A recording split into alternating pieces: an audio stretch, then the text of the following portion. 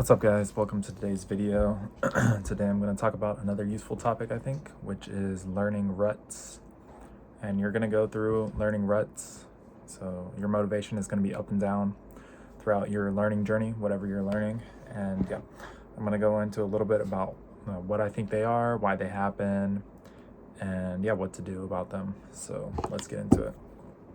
Anyways, guys, first, signs of a rut. What you'll feel is like a decrease in motivation, okay, and an increase in friction.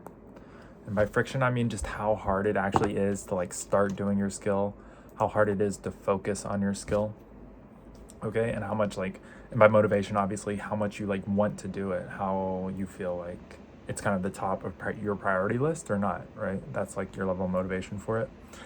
And yeah, when you're in a rut, usually your skill that you're doing will kind of go slightly down that priority list, right? And yeah, this is the big signal of a rut. I just want you to keep in mind, like, no matter what you do, there are like I want to use the Japanese word taisaku. I don't know if anyone knows that word, maybe, but is that even the right word? I forget. But yeah, no matter what you do, like even if you take countermeasures against it, you're eventually gonna hit ruts, which is just part of the process of whatever skill you're learning. So yeah, anyways, why do ruts happen? So I think there's several reasons for ruts. One of them, again, is just that natural ebb and flow. I don't know scientifically why that happens, but I think it happens like with anything you're doing, whether it's like a relationship, learning a skill, whatever maybe job you're doing. Some days you may like it, some days you may not like it. It just, I don't know. I'm sure there's some scientific explanation, but I'm just going to tell you that no matter what, this kind of happens here and there. Okay.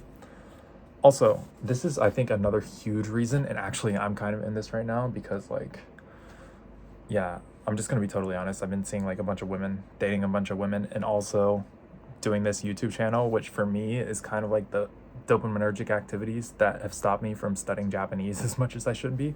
So I really need to get back on my grind, so I have to take my own advice here. But yeah, engaging in highly dopaminergic activities. So usually whatever skill you're learning, it may be like a little lower in the amount of dopamine that you actually get from doing it.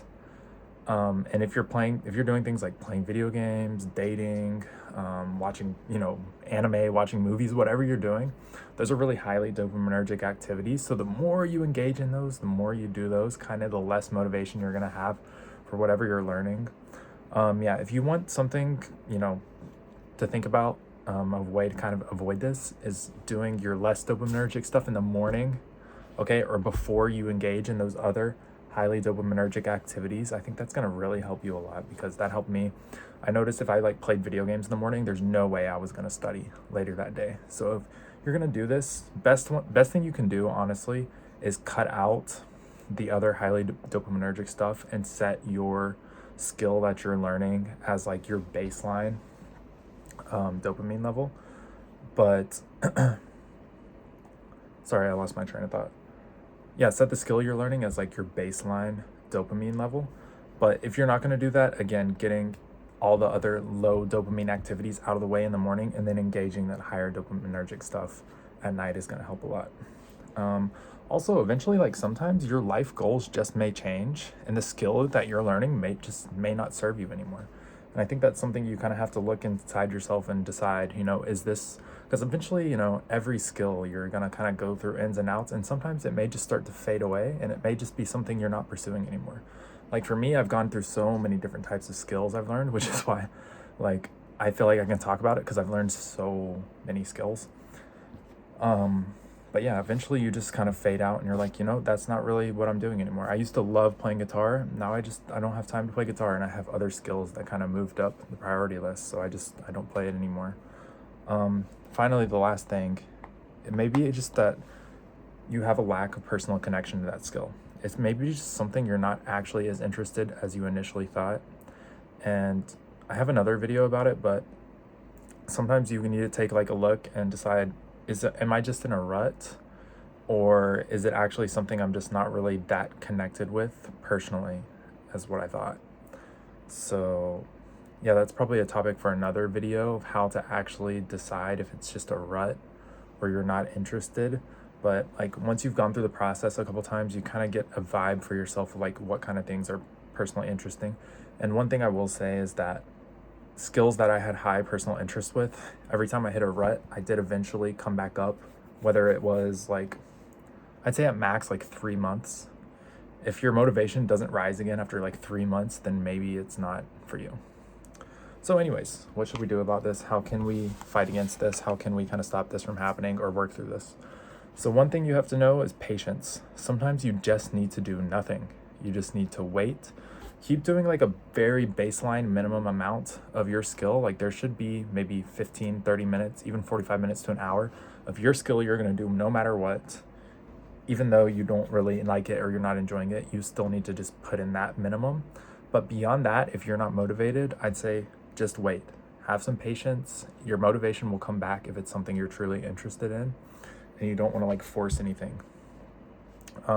Another thing to do when you're in a rut is lower the friction of the things you're learning. Sometimes you're trying to learn something really difficult, something that requires a lot of focus, okay? And when you don't have the motivation, sometimes it's better to lower the like difficulty of what you're doing. Do something more enjoyable regarding your skill, okay? So if you're normally just sitting studying a textbook, right, which I don't recommend in the first place, try just watching a fun YouTube video about your skill. Try watching like some competition videos about your skill. Do something that's a little more dopaminergic, honestly, a little more dopaminergic and a little lower friction. Another thing you can do is just start discovering new realms of your skill.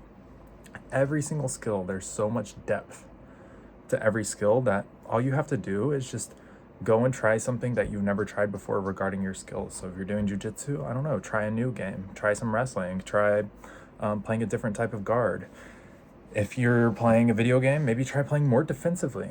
Maybe if you're playing chess, try a new opening. If you're learning a language, go consume a new type of content that you've never consumed before. Go try to talk to somebody. Do something new within the realm of your skill.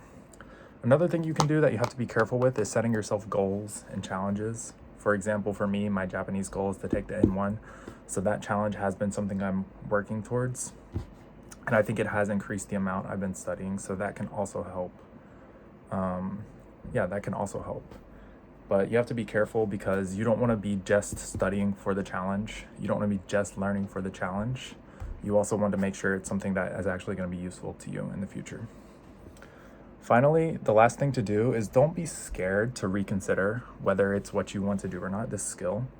Because even though that skill itself, you may not use it, I promise you that the process you went through to learn the skill up to this point and like certain concepts from that skill that you learned will also help you if you decide to learn another skill. So it won't go to waste if you don't use it. If you decide it's not something you want to do, it's not the end of the world. And honestly, I think it is better to cut your losses at a certain point, which is maybe a topic for another video. But yeah, this video was about like learning ruts. So if you enjoyed, if you got anything out of this video, please subscribe. If there's anything you want me to talk about in the future, definitely tell me in the comments. Anyways, guys, have a great day. See you.